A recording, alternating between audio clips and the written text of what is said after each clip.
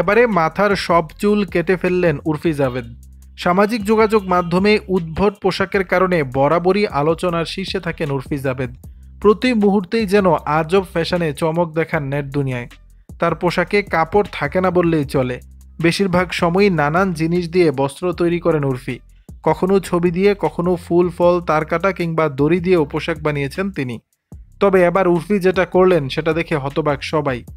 মাথায় একটি চুলও নেই উর্ফির। হঠাৎ মাথার সব চুল কেটে ফেলেছেন তিনি, কিন্তু কেন? কি হয়েছে তার? তিনি কি অসুস্থ, নাকি নেপথ্যে আছে অন্য কোনো ঘটনা? সম্প্রতি ইনস্টাগ্রামে একটি ছবি শেয়ার করেছেন উর্ফি। এতে দেখা যায় গাড়িতে বসে আছেন তিনি।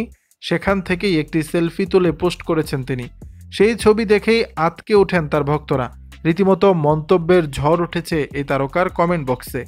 ছবিটি ভালো করে দেখলেই আন্দাজ করা যায় মজার ছলে একটি ফিল্টার ব্যবহার করে ছবি পোস্ট করেছেন উর্ফি। প্রসঙ্গত, দিবাকর বন্দ্যোপাধ্যায়ের লাভ সেক্স অর ধোকা 2 সিনেমায় অভিনয় করেছেন উর্ফি।